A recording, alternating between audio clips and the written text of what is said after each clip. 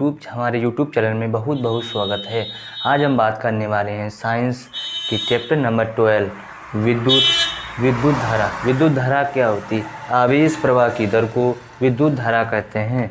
आवेश प्रवाह की दर को विद्युत धारा कहते हैं। विद्युत धारा को I से प्रदर्शित करते हैं। किससे प्रदर्शित करते हैं? विद्युत धारा को I से प्रदर्शित करते हैं।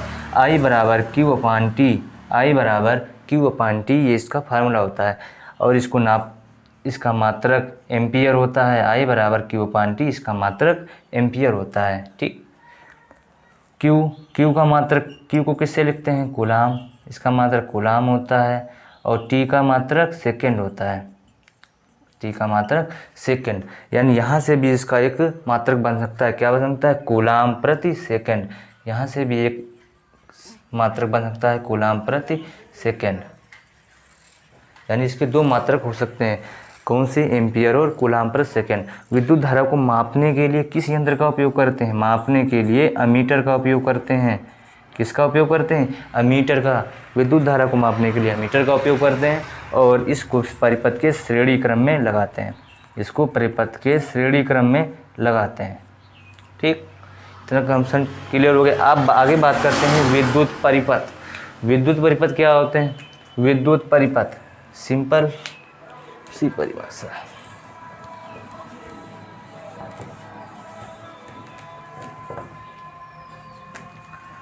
विद्युत परिपथ क्या है? परिभाषा। विद्युत परिपथ, विद्युत परिपथ क्या कहलाते हैं? विद्युत से चलने वाले परिपथों को विद्युत परिपथ कहते हैं। जो विद्युत से चलते हैं उन्हें क्या कहते हैं? विद्युत परिपथ। ठीक, आगे बात करते हैं विद्युत विभव और विद्युत विभवांतर। क्या होगा? विद्युत विभवांतर। विद्युत विभव और विद्युत विभवांतर। विद्युत विभव क्या कहलाता है? फार्मूला होता है W/Q। इसका भी फार्मूला सेम होता है W/Q। सेम फार्मूला होते हैं W/Q। मात्रक भी सेम होता है जूल प्रति सेकेंड, जूल प्रति कूलाम, सेकेंड नहीं सॉरी, जूल प्रति कूलाम। क्योंकि W क्या होता है? कार्य का मात्रक जूल होता है। कूलाम आवेश होता है, उसका मात्रक क्या होता है? कूलाम। यहाँ से भी इसका मात्रक क्या हो जाएगा? कूलाम प्रति सेकेंड। कूलाम प्रति, गलत, इसका भी मात्रक क्या होगा? जूल प्रति कूलाम। जूल प्रति कूलाम। ठीक, इसका एसआई मात्रक, दोनों के एसआई मात्रक एक ही होते हैं, वोल्ट। किससे प्रदर्शित करते हैं इसको? वोल्ट।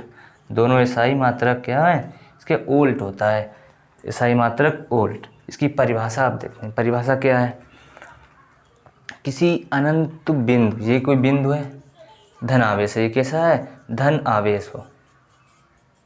धन आवेश हो, यहाँ पे अनंत, ये इनफाइनाइट का निशान होता है, अनंत का निशान।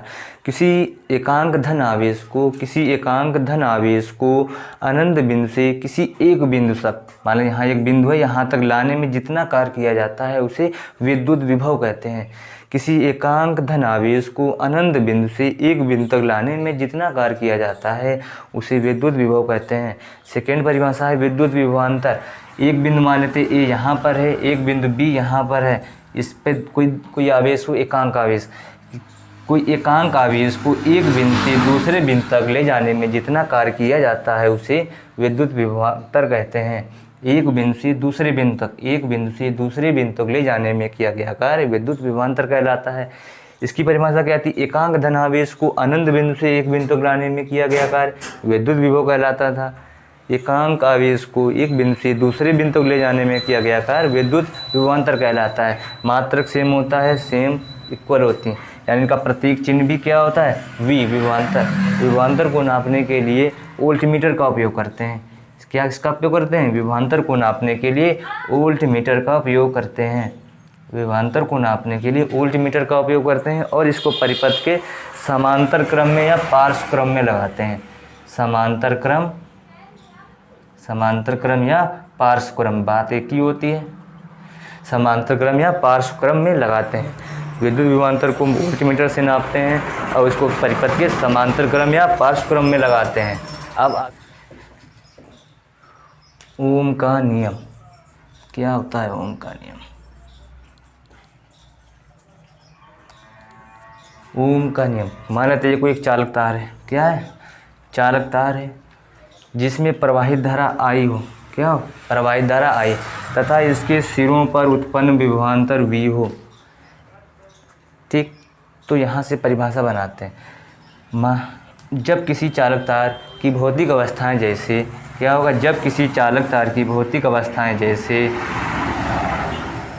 चालक तार है, ठीक, इसकी भौतिक अवस्थाएं कौन सी होगी, भौतिक अवस्था जैसे ताप और दाब, जब किसी चालक तार की भौतिक अवस्थाएं ताप दाब में कोई परिवर्तन ना किया जाए, यानी इसमें कोई परिवर्तन नहीं किया जाए, तो इसके सिरों पर उत्पन्न विभवांतर चालक तार में बहने वाली धारा के अनुक्रमानुपाती होता है। अगर कॉपी पेन है तो लिख लीजिए, जब किसी चालक तार की भौतिक अवस्थाएं जैसे ताप दाब में परिवर्तन न किया जाए, तो इसके सिरों पर उत्पन्न विभवांतर इसमें बहने वाली धारा के अनुक्रमानुपाती होता है। V अनुक्रमानुपाती I, तो V बराबर IR, तो जहाँ R बराबर क्या हो जाएगा, V अपान I, जहाँ R बराबर V अपान I, ये फार्मूला निकल आया। इसे ही R को क्या कहते हैं, प्रतिरोध। ये क्या है, प्रतिरोध। यहाँ से भी एक परिभाषा दूसरी बन सकती है, किसी चालक तार में के सिरों पर उत्पन्न विभवांतर तथा उसमें बहने वाली धारा की निष्पत्ति एक नियतांक होता है। क्या होता है, नियतांक। इसे क्या कहते हैं, नियतांक, इसे ही प्रतिरोध कहते हैं। इसका मात्रक क्या होता है, इसे ओम से प्रदर्शित करते हैं, इसका मात्रक ओम होता है। जब किसी चालक तार की भौतिक अवस्थाएं जैसे ताप दाब में परिवर्तन ना किया जाए, यानी परिवर्तन ना किया जाए, तो इसके सिरों पर उत्पन्न विभवांतर इसमें बहने वाली धारा के अनुक्रमानुपाती होता है। V अनुक्रमानुपाती I, V बराबर IR, तो R बराबर V अपान I हो जाएगा।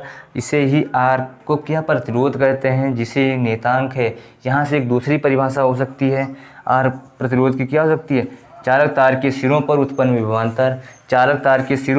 विभवांतर तथा उसमें बहने वाली धारा की एक निष्पत्ति एक नियतांक होती है। इसे ही ओम का नियम कहते हैं। ठीक, ओम का नियम मोस्ट इम्पॉर्टेंट है, इससे क्वेश्चन या न्यूमेरिकल आ सकते हैं जरूर। अब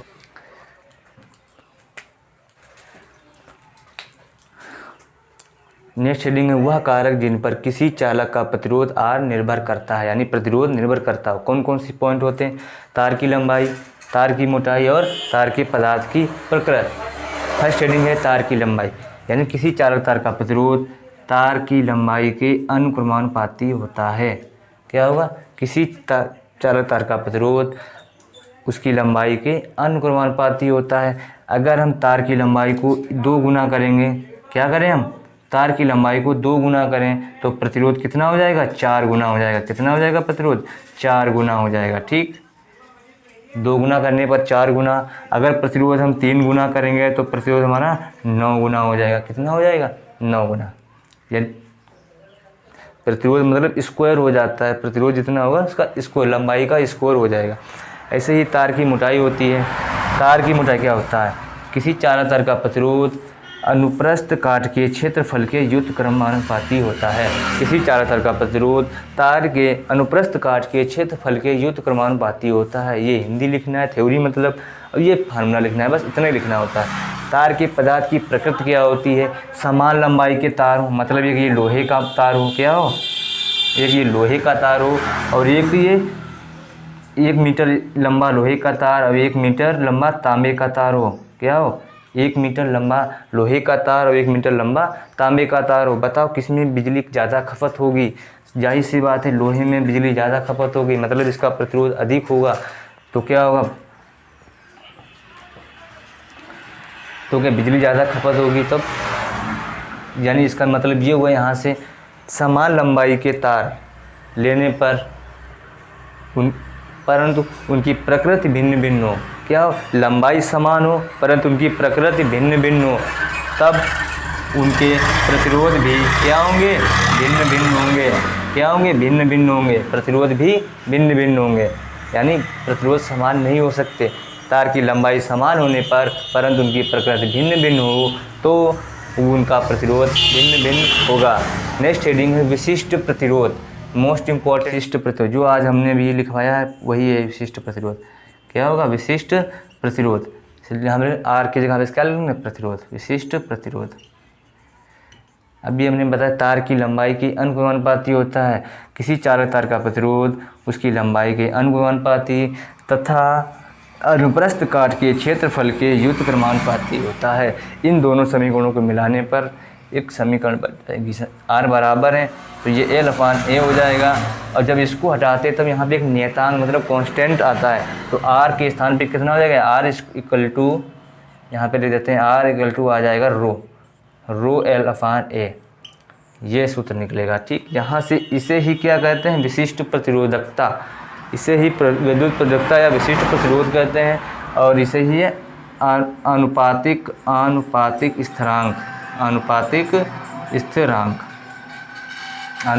स्थिरांक कहलाता है। फिर से एक बार हेडिंग देख लो उधर। विशिष्ट प्रतिरोध किसी चालक तार का प्रतिरोध उसकी लंबाई के अनुक्रमानुपाती तथा अनुप्रस्थ काट के क्षेत्रफल के व्युत्क्रमानुपाती होता है।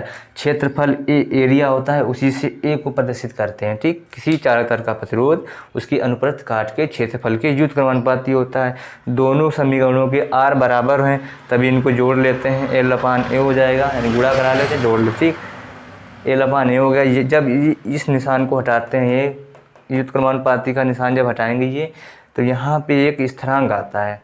कोई भी स्थिरांक लेते हैं, यहाँ पे अगर ये नहीं बन रहा है, पी के टाइप से बनता है, तो इसे अनुपातिक स्थिरांक कहते हैं। इसे ही विद्युत प्रतिरोधकता कहते हैं, विद्युत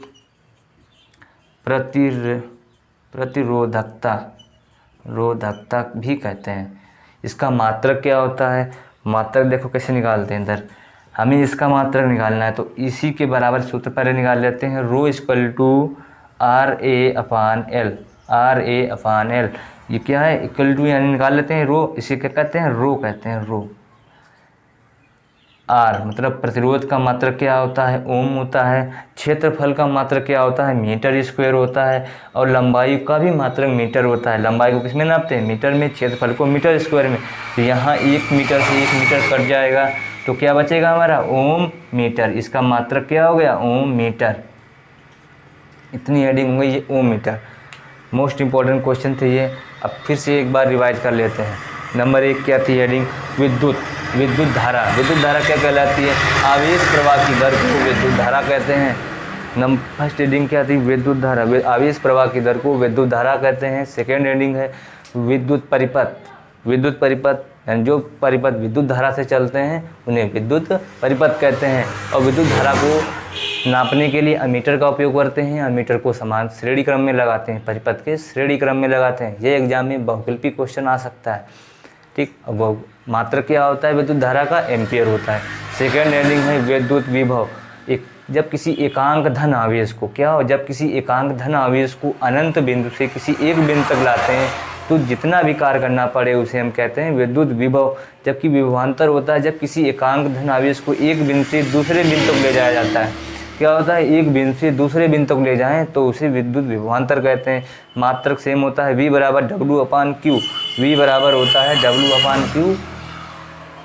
V बराबर W/Q। मात्रक कूलाम, जूल प्रति कूलाम। मात्रक क्या होता है, जूल प्रति कूलाम। और SI मात्रक वोल्ट होता है। विभवांतर को नापने के लिए परिपथ में एक वोल्ट मीटर का उपयोग किया जाता है, जिसको हम समांतर क्रम में लगाते हैं, समांतर क्रम या पार्श्व क्रम में लगाते हैं। अब नेक्स्ट हेडिंग आती है वह कारक जिन पर किसी चालक का प्रतिरोध निर्भर करता हो। फर्स्ट हेडिंग होती है तार की लंबाई। तार की लंबाई, किसी चालक तार का प्रतिरोध उस चालक तार की लंबाई के अनुक्रमानुपाती होता है। मतलब लंबाई बढ़ाएंगे तो उसका प्रतिरोध भी बढ़ेगा, मतलब स्क्वायर में प्रतिरोध बढ़ता है। सेकेंड होती है तार की मोटाई। किसी चालक तार का प्रतिरोध, सेकेंड हेडिंग क्या होती है, तार की मोटाई। किसी चालक तार का प्रतिरोध उसकी अनुप्रस्थ काट के क्षेत्रफल के व्युत्क्रमानुपाती होता है। व्युत्क्रमानुपाती मतलब उल्टा जाता है, 1/A, यानी R व्युत्क्रमानुपाती 1/A हो जाता है। सेकेंड हेडिंग होती है पदार्थ की प्रकृति, यानी तार किस पदार्थ का बना हुआ है। ये मतलब एक लोहे का तार हो, एक तांबे का तार हो और लंबाई समान हो, लेकिन उनकी बिजली की खपत अलग अलग होगी। क्यों, क्योंकि उनकी प्रतिरोध अलग अलग है, उनके प्रतिरोध अलग अलग होते हैं। यानी एक समान लंबाई के तार लेने पर उनके प्रतिरोध अलग अलग होते हैं। सेकेंड आती है हेडिंग विशिष्ट प्रतिरोध। विशिष्ट प्रतिरोध क्या होता है, किसी चालक तार का प्रतिरोध उसकी लंबाई के अनुक्रमानुपाती तथा उसके अनुप्रस्थ काट के क्षेत्रफल के व्युत्क्रमानुपाती होता है। दोनों समीकरण को जोड़ के R = L/A हो जाएगा। तो यहाँ से एक स्थिरांक आता है अनुपातिक स्थिरांक, जिसे विद्युत प्रतिरोधकता भी कहते हैं। एग्जाम में ऐसे भी आ सकता है विद्युत प्रतिरोधकता की